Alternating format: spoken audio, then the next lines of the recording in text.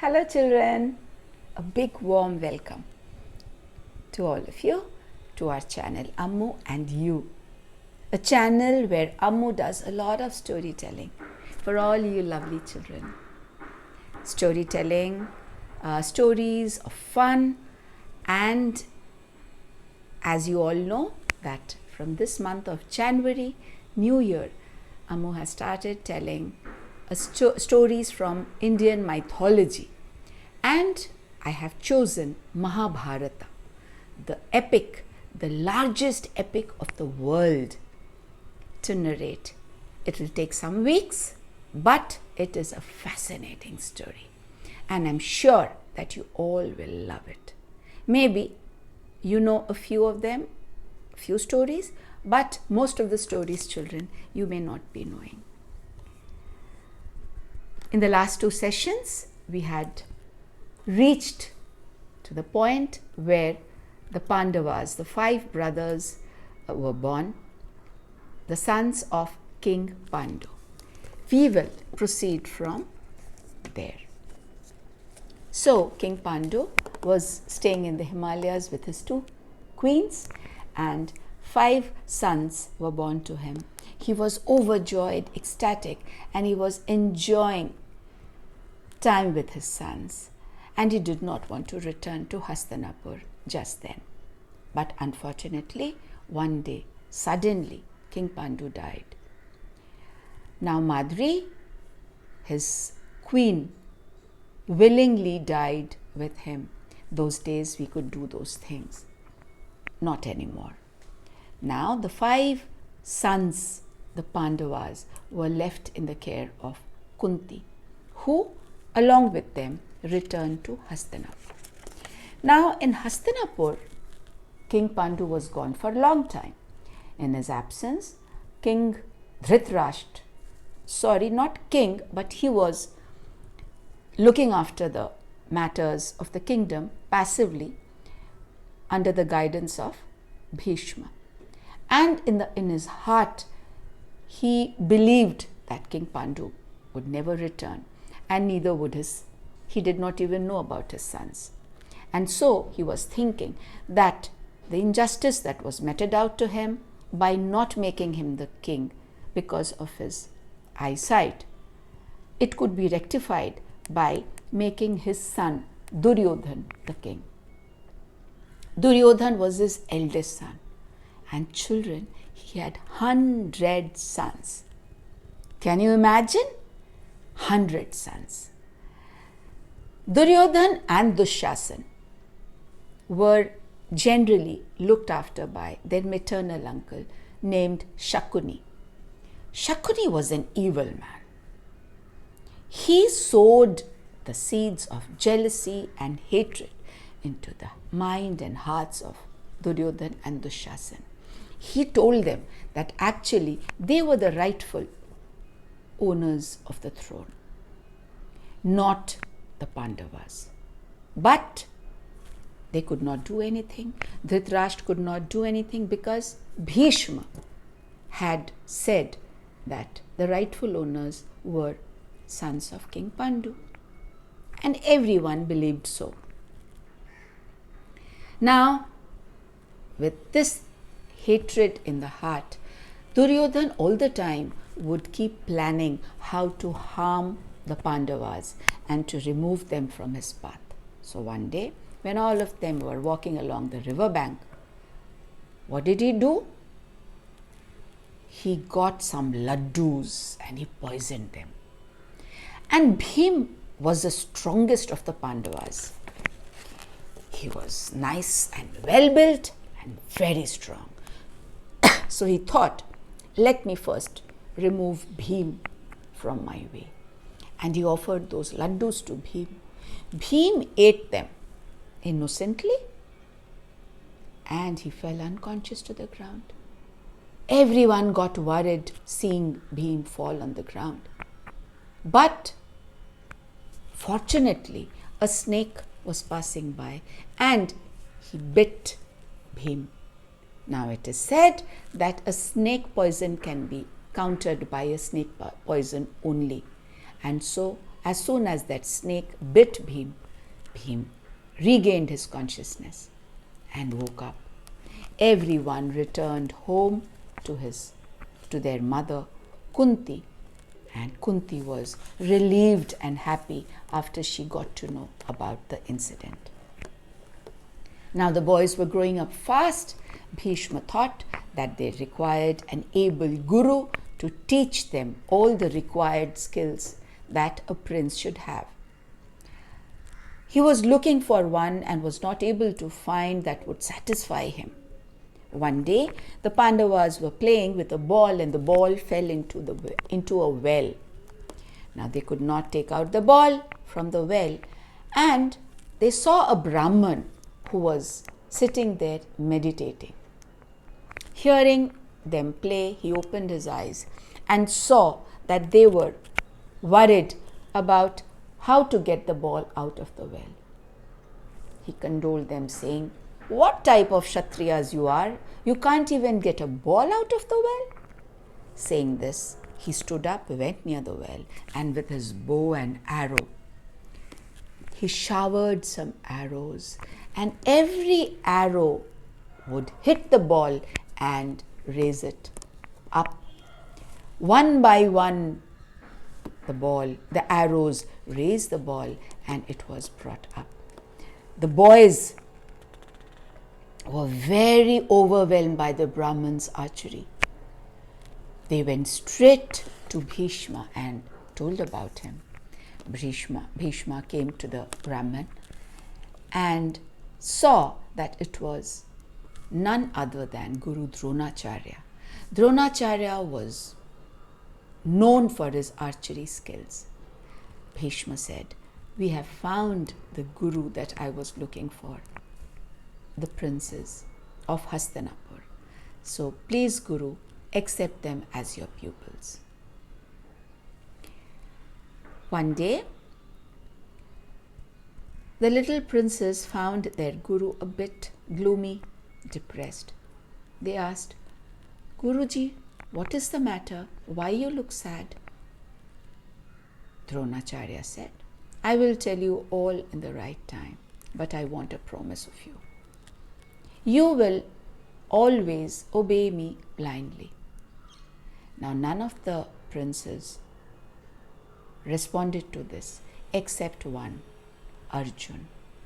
He came forward and said, "I give you my word, Guruji, that I will always obey you blindly."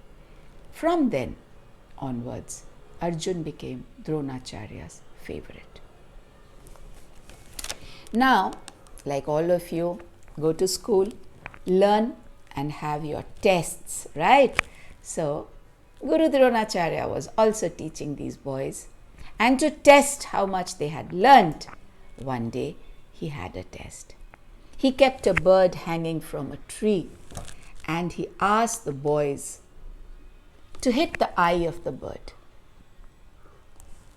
One by one, they came and Guru Dronacharya asked the prince who would come there to take his aim, "What do you see, son?" And everyone replied, "I see a bird hanging from the tree, Guruji." Dronacharya would say, "Okay, you may go back." Without even allowing the child to aim, he would send him back.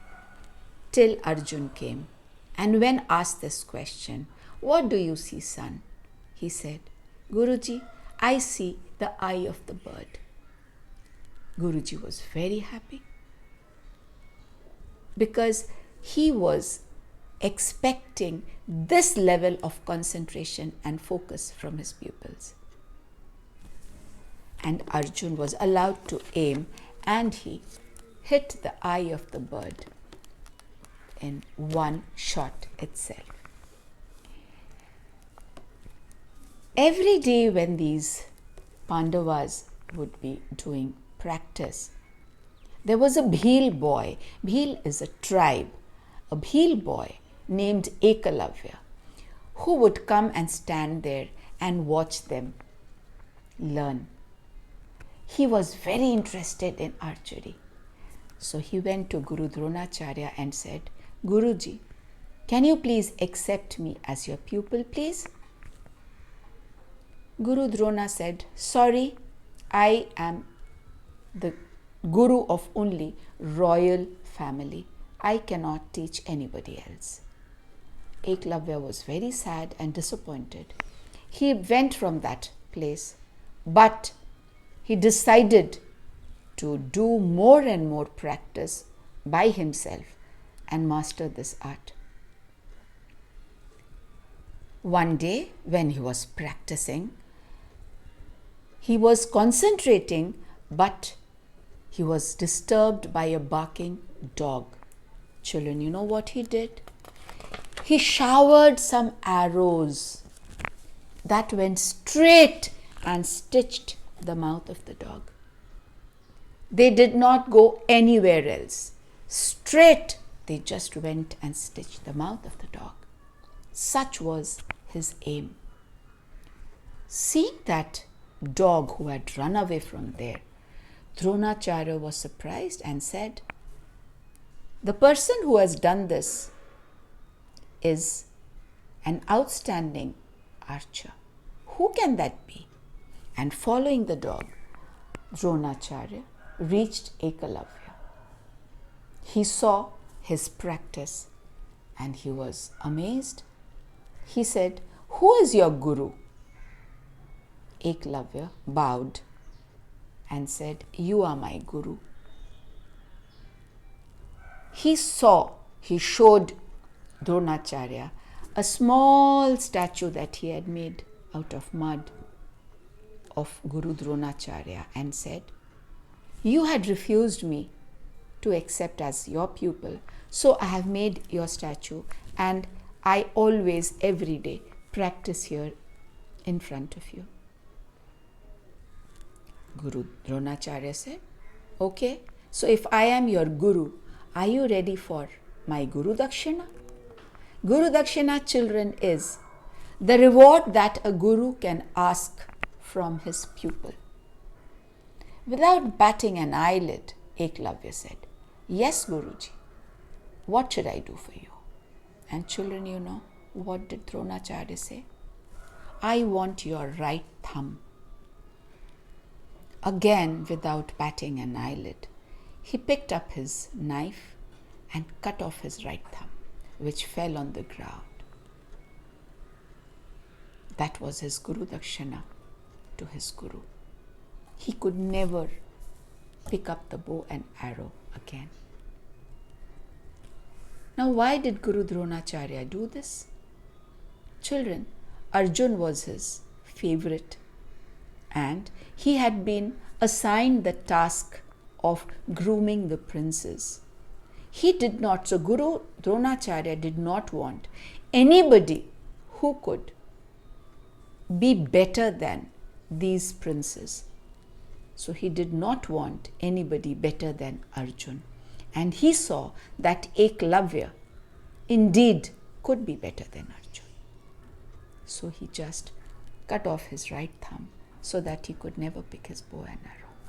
So sad, no?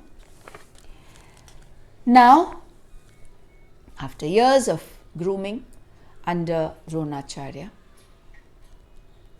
everyone was talking about the Pandavas. They had grown up to be very humble, moralistic, well-behaved, polite, and brave princes. On the other hand, Duryodhan, from his childhood itself, was a stubborn, short-tempered, and rudely behaved child. No one liked him. Bhishma was always singing praises of the Pandavas.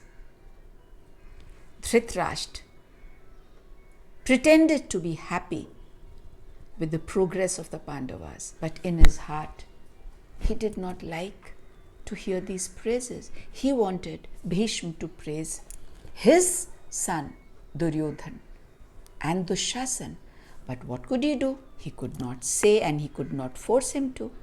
So Bhishma one day spoke to Dhritarashtra saying that seeing such virtuous qualities in the Pandavas.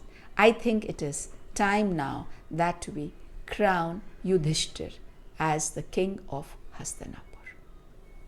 It was a very, very sad moment for Dhritarashtra, but he could do nothing, and Yudhishthir was crowned the king of Hastinapur to the joy of all the people around. Duryodhan did not give up hope of being the king, and his evil mind was always fueled by his mama Shakuni. He always kept on thinking how to kill the Pandavas.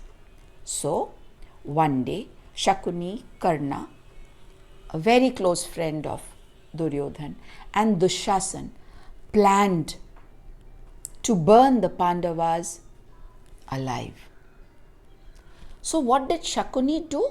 Shakuni got a palace created out of lakh wax.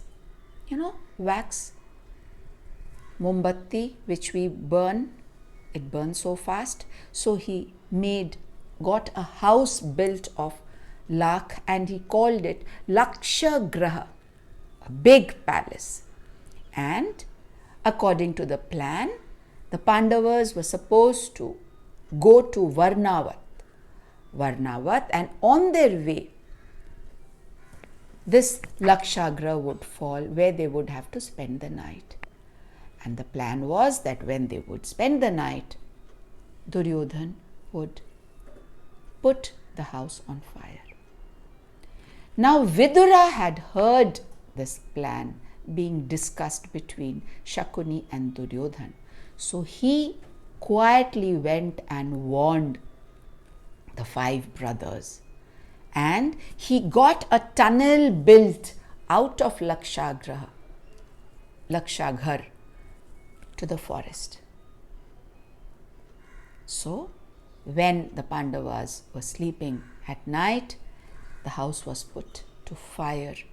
But the Pandavas, before the night fell, through the tunnel had left, and they had reached the forest before the fire could catch and kill them. No one knew about it except Vidura. Now Pandavas were living in the jungle. They did not want to go back right away. They wanted to wait and see what would be Duryodhan's next steps. And the news of death of the Pandavas spread like forest fire in Hastinapur.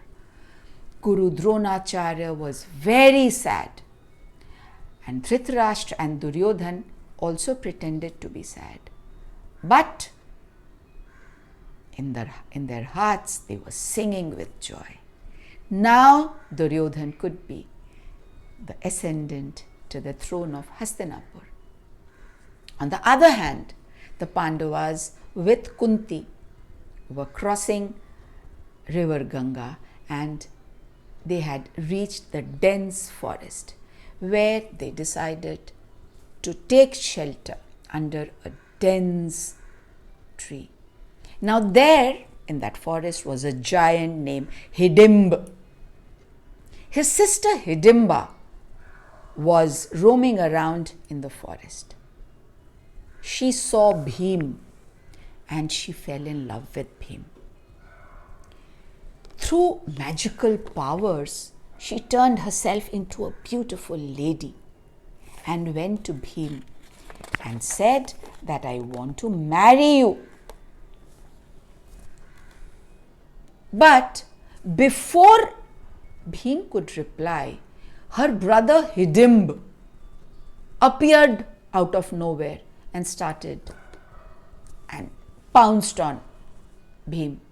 Bhim fought with him bravely and killed Hidimb there. Hidimba then went to Kunti and said that, Mother, I am in love with your son Bhim. Can I please marry him? Kunti saw that this was someone who really loved her son. So she said, okay, fine, you can marry my son Bhim. And giving them permission, Hidimba became Bhim's wife. After some time, she gave birth to a son who was named Ghatotkach. Now, in the forest, their life was very simple. But from there also, they were looking after the people in the villages around. One day, they entered the village and one family gave them shelter. They did not know that they were Kunti and the Pandavas. So, in the morning, Kunti heard the owner, the head of the family, very worried. She asked him, what is the matter? Why are you so worried? What is it? He said, nothing, ma'am. It's a problem that we are facing. What is the problem? Tell me. You have given us shelter, so it is my duty also to try to help you.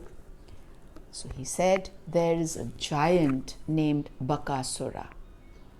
He lives at the outskirts of the village, and he was entering the village and would be eating anyone he could get his hands on. So the villagers went to him, and he said that every day he would choose a family from where his victim would go. Today it is our turn, and he will eat our son up. Hearing this, Kunti said, you don't need to worry. Instead of your son, my son Bhim will go. So carrying all the food, huge amounts of food that everyone was supposed to carry with him, Bhim went as that man's son. He reached and saw Bakasura there. And as soon as he saw Bakasura, he kept all the food in front of Bakasura and started eating the food himself. Bhim, seeing that, Bakasura was furious. He said, what is this? You eating my food? And he attacked Bhim. Bhim immediately got up and fought him back and killed him in no time. And that was the end of Bakasura. So children, now we will end today's story, End of Bakasura, by Bhim. In our next video, we will take the story from here and see what happens next. I think we will see Draupadi coming into the picture, one of the central characters of Mahabharata. She was the wife of the Pandavas, all 5 brothers. Who was she? We will get to know in the next story session next week. This fascinating story, children, I really want that you all should be involved in it. Try to think of whatever I have narrated. You can watch the video again and try narrating this to your friends. You will see that you yourself will start getting involved in the story. If you have liked the video, children, you know what to do. Tell your parents to like, share, subscribe. If they haven't yet, hit the bell button if they haven't yet, so that you get all the notifications from the channel. And stay happy, stay healthy, stay good.